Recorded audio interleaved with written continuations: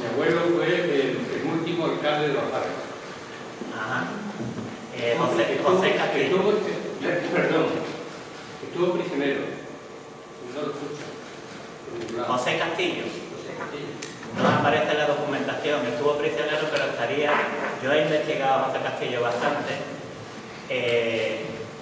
Estaría... a ver, oficialmente no estuvo en una cárcel. O sea, que estaría retenido, se le investigó y se le dejó libre. Las circunstancias, para ver si somos capaces entre él y algunos más de sacar alguna conclusión.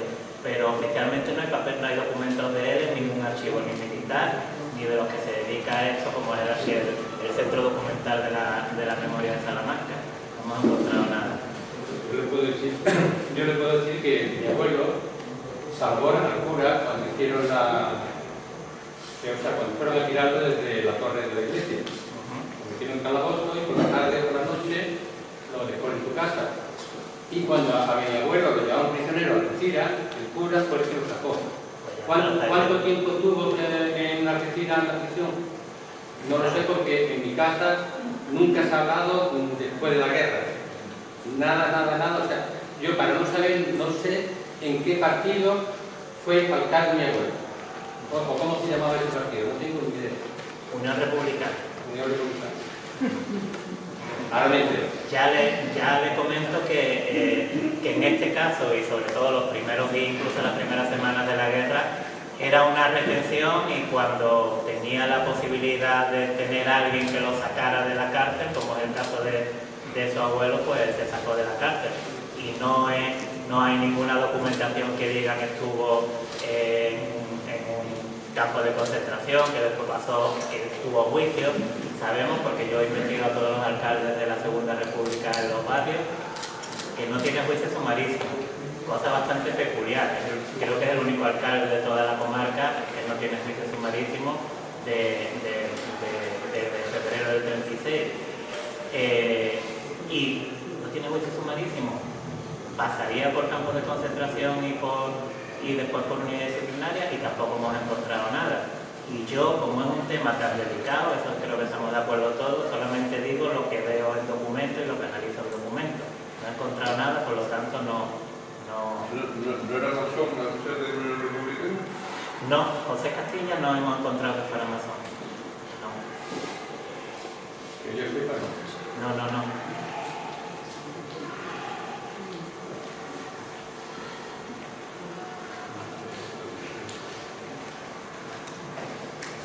Yo sí quiero preguntar una cosa a José Antonio sobre la revista Cartella. A ver, no sé si por la fecha, porque era del año 76 al 78. Estamos en la época todavía del cierre de las fronteras, y la militar pues era editada por algún modo mando militar.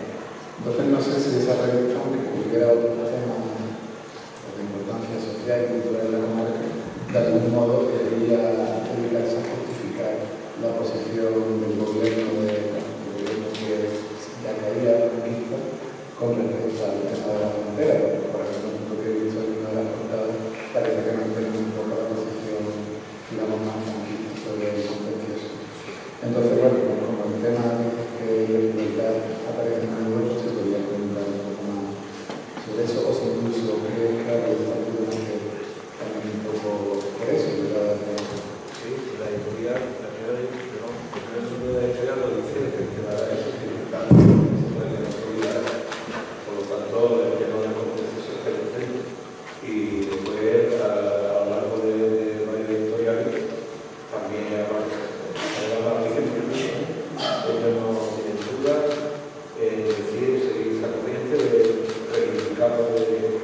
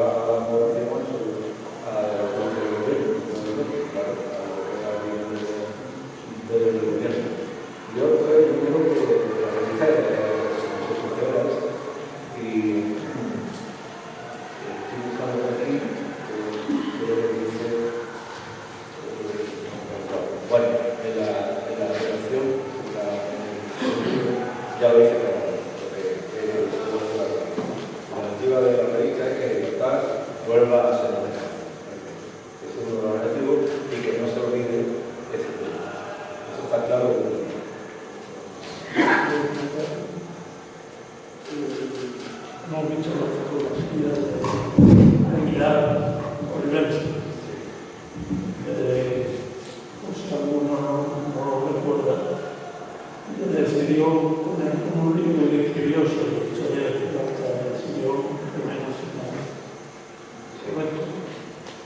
Bueno, yo creo que se nos puede dar un poco una idea de por dónde iba en algún modo la directriz de seguir.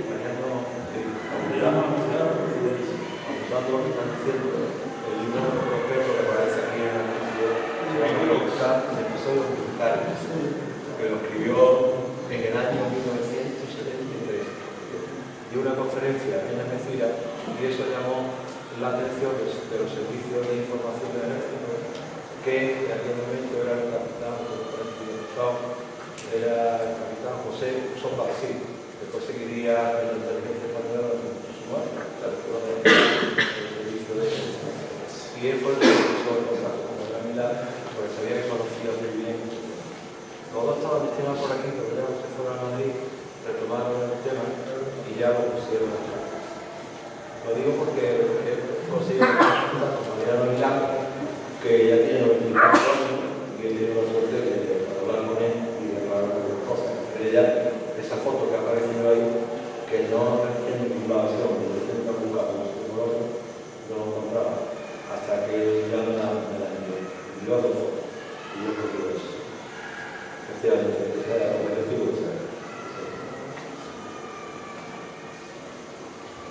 En la presentación del señor Carbani vemos que en la zona de Gibraltar hubo 30.000 presos en la etapa de 5 años, a pesar de que en Madrid, en Valle de los Caídos, hubo 15.000, he querido recordar.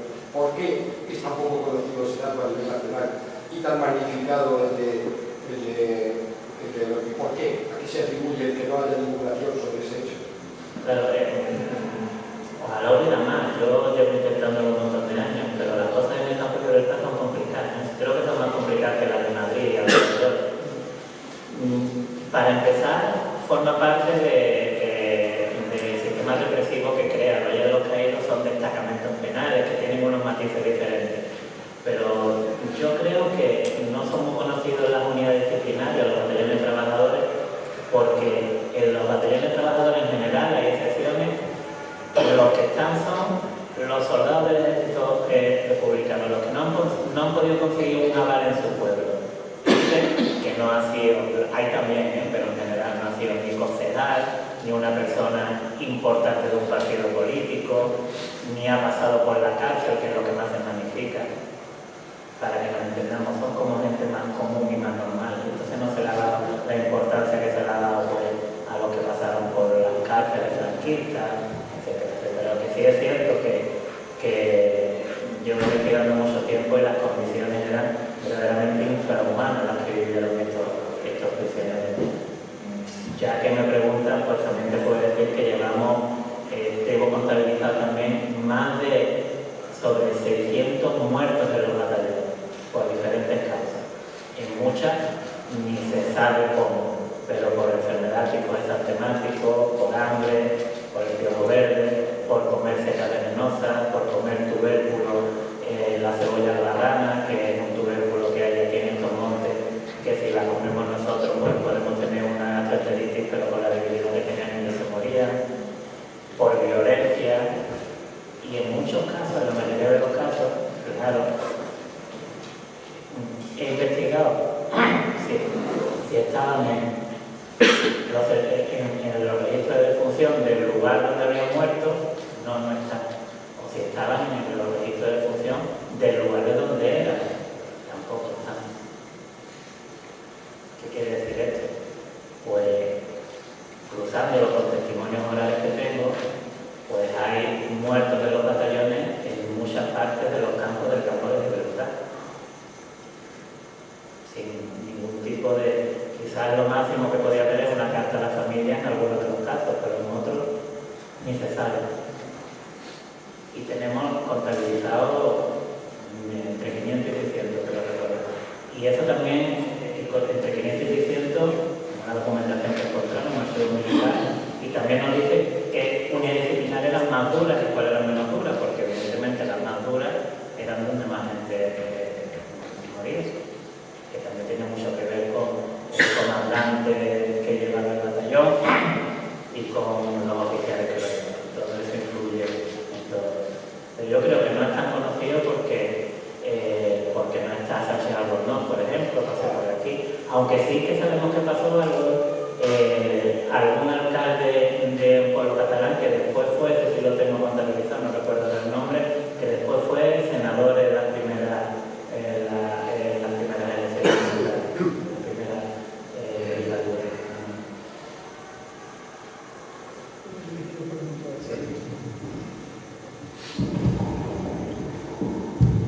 En relación con los hispanistas del Estado que han escrito sobre la guerra civil española, ¿qué importancia le dan al tema de los campos de trabajo?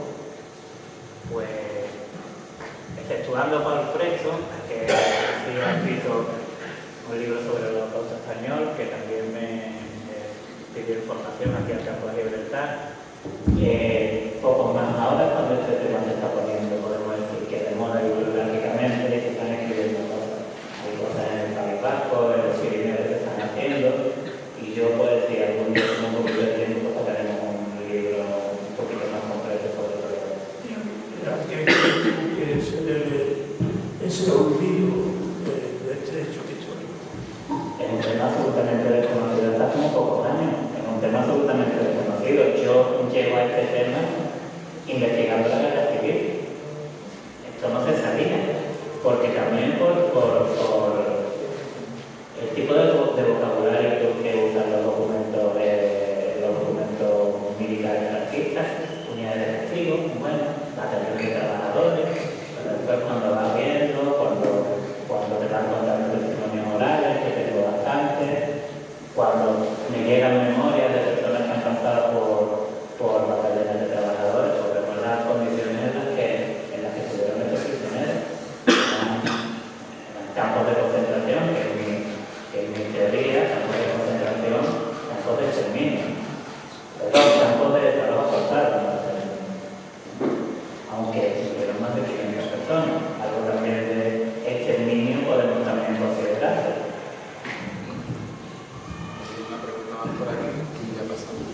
Yo hay un tema, me voy a dirigir porque a veces no se piensa que las condiciones acústicas quizás no sean las más adecuadas, ¿no? Yo he investigado el tema de un campo de concentración muy cercano a Jimena de la Frontera, que ha figurado simplemente como una línea dentro de la biografía de Leopoldo Luis, que estuvo en Jimena de la Frontera. Bueno, allí hay un campo de concentración. He visto la composición de los presos y hay que decir que tienen un nivel alto cultural. El trato era tremendo y a colación de lo que ha salido aquí es que ha salido una imagen de la Aurora. La Aurora es una bodega de los Lagos, es privada. Y es que se producía en el propio campo de concentración flujo hacia obras de carácter privado.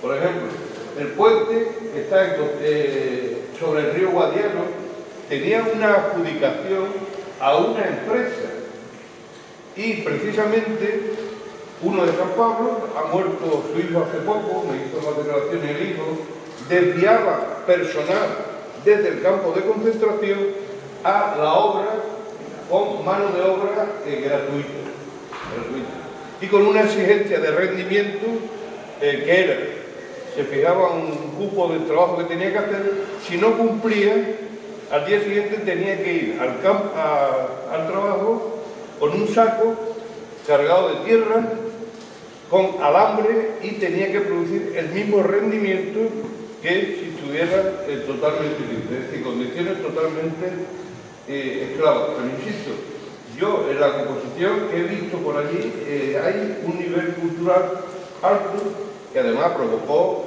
dejaban un día libre y ese día le quitaban todo cualquier tipo de identificación para que no pudieran escaparse. Y lógicamente el estado de desequilibrio biológico que había ocurrido como consecuencia de la guerra, pues ahí salieron muchas parejas y fundamentalmente catalanes y valencianos. Ahí no habían nada.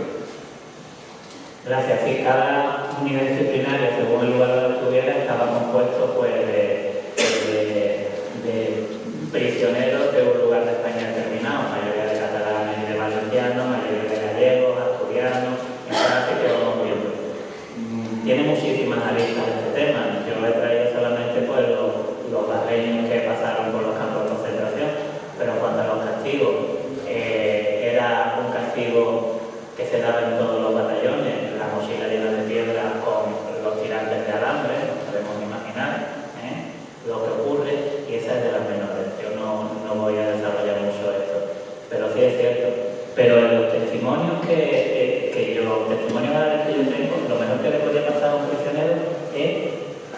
trabajara para una empresa de la que trabajaba para los militares, porque eso le aseguraba una comida mucho mejor que la que tenía cuando trabajaba en el batallón System en una empresa externa, evidentemente. Y por otra parte, muchísimas fortunas, incluso del campo de Gibraltar, comenzaron trabajando en los militares y a partir de ahí hicieron grandes fortunas en temas de construcción y a nivel nacional, pues también eso ya está más documentado y hay libros y todo lo demás.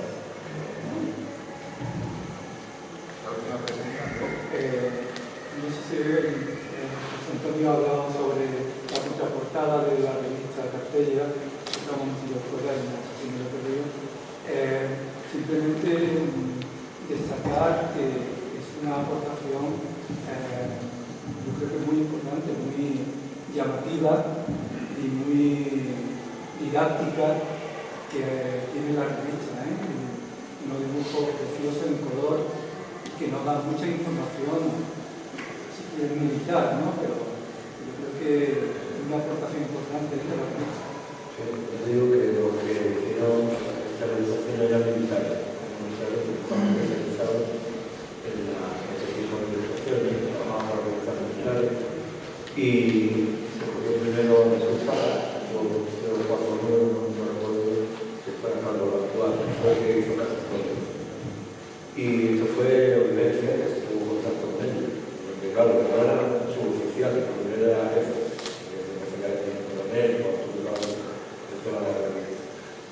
así fue interesado, me gustaba mucho lo que estaba diciendo, porque lo primero que miraba una revista era la portada de la contraportada, y sabía que lo que aparecía, y tenía un fin didáctico como me comentó el señor Venecia, hablando con él, que tiene una lucidez extraordinaria, lleno de 20 años, y que muchas veces con los uniformes militares se la veía, tenía que estar consultando, porque lo que tenía que era trabajo antiguo, además, tenía que interpretarlo. Pero bueno, dice, mira, salimos del